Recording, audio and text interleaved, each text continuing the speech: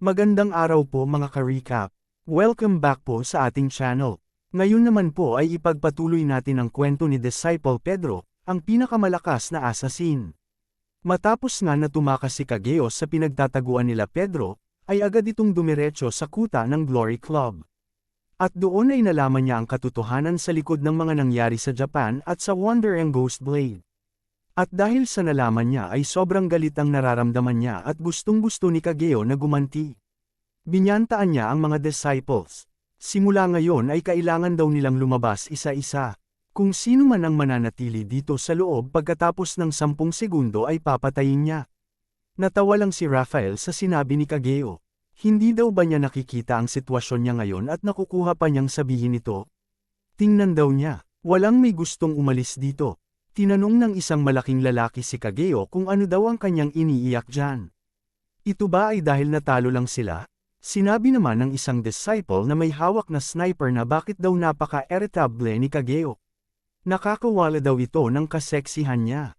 Nagsalita naman ng isang lalaking may shades. Inaawat niya ang mga kasamahan, bakit naman daw napakasama ng pananalita nila kay Kageo, kakatapos lang daw nito makipaglaban. Niyaya niya si Kageo na maupo muna at uminom ng tsaa. Naiingayan naman ang isang disciple sa kanila. Napakabaho daw ng dugo ng unggoy na si Kageo, walang siyang tsaa na pwedeng inumin dito. Galit na galit naman si Kageo at tila daw walang may gustong umalis. Ayos lang daw ito, kung ganoon ay gusto nilang lahat na mamatay. Biglang sumugod si Kageo sa kanila. Kahit marami na siyang sugat ay napakabilis pa rin niya. Pero laking gulat niya nang biglang may umatake din sa kanya. Ito ang disciple na naiinggayan sa kanya. Nakakainis na daw siya at patuloy lang sa pagputak. Labanan ba ito na gamit ang bunganga? Tinawag siya ni Kageo sa pangalang Johan. Ngumiti lang daw siya pero kapag napatakan daw siya ng kanyang dugo ay siguradong katapusan na niya. Sinabi naman ni Johan na alam niya kung gaano kadelikado ang dugo ni Kageo. Pero hindi niya hahayaang tumama sa kanya ang kahit isang patak ng dugo. Tingnan daw nila saad ni Kageo. Parehong mabilis ang mga galaw ng dalawa. Sa isip ni Kageo, habang nakatuon daw ang atensyon ni Johan sa mga dugo niya, ay maghahanap siya ng butas sa depensa niya at aatake. Una, kailangang may mapatambo siya sa kanila. Umatake sa likod si Kageo pero parang may mata si Johan sa likod at naiwasan ito. Paano niya daw ito nagawa? Sigurado daw si Kageo na blind spot na ni Johan yon. Mabilis na pinatalsik ni Kageo ang kanyang mga dugo pero nagulat siya nang biglang may gumamit ng bakal na kalasag. Itinapon agad ito sa kanya at ang napakalaking disciple naman ang sumugod kay Kageo.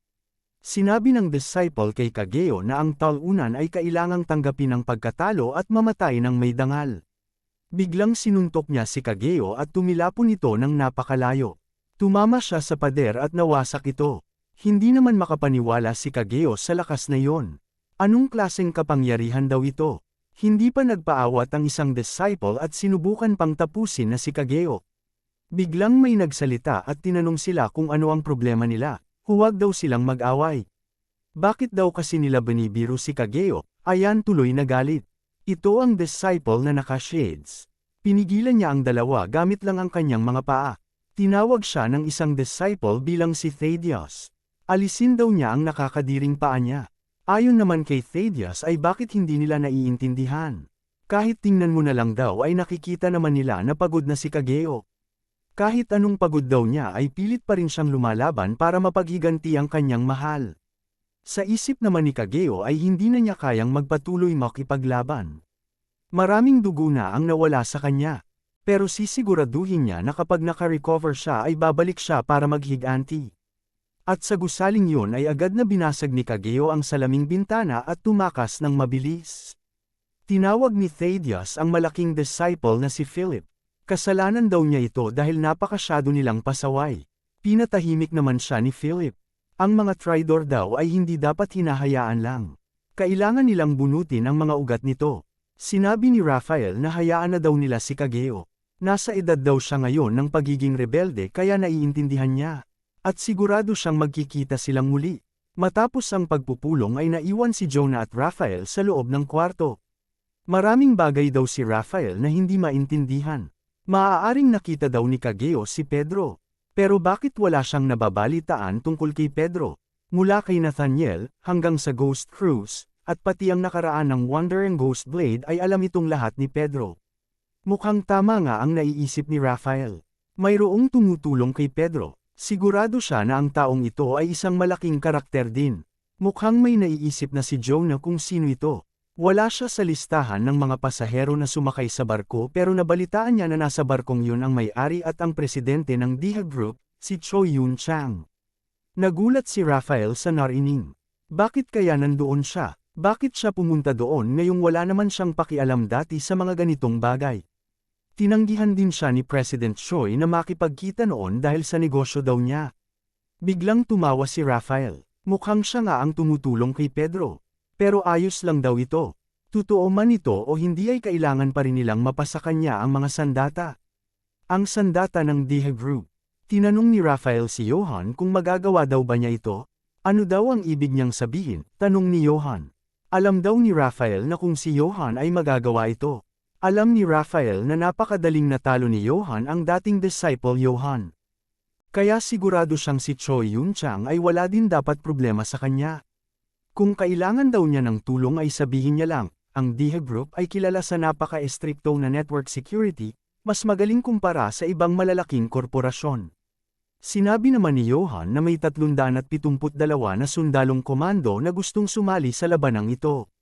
Sila ang pinaka-prominenteng security squad ng Espanya na kilala sa tawag na Escudo.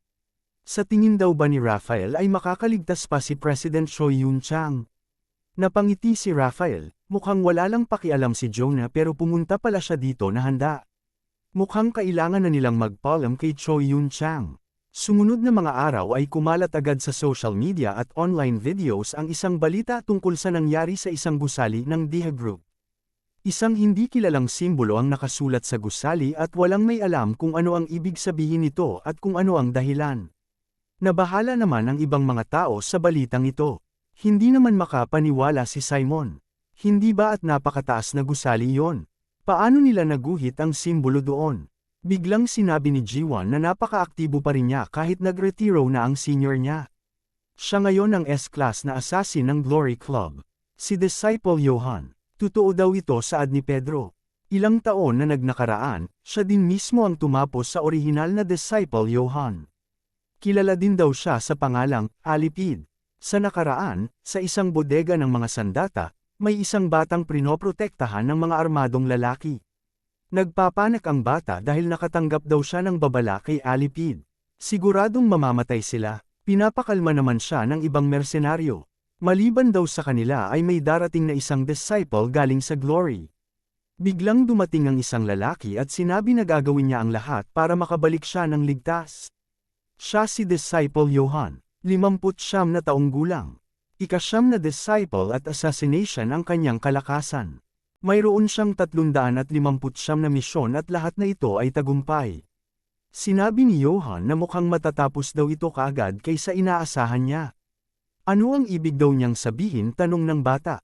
Ayon kay Johan, si Alipid na tumatarget ngayon sa kanya, ay nandito na.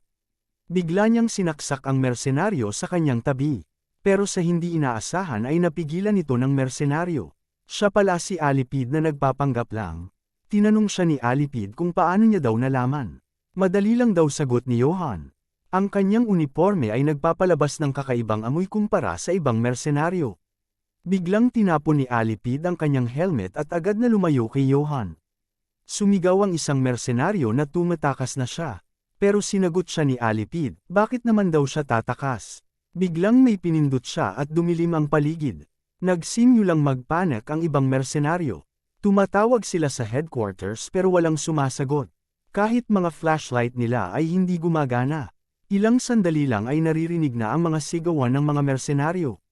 Biglang nagpaputok si Johan ng baril para magkaroon ng panandali ang ilaw.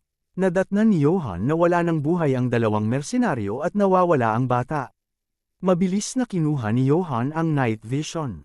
Isinuot niya ito para agad magkaroon siya ng paningin sa napakadilim na lugar na ito.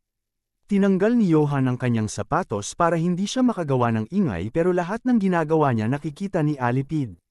Nararamdaman na ni Johan na may kakaiba sa lugar na ito. Maliban sa kakaibang lamig na nararamdaman niya ay tila wala siyang narinig o kahit amoy man lang bago mawala si Alipid.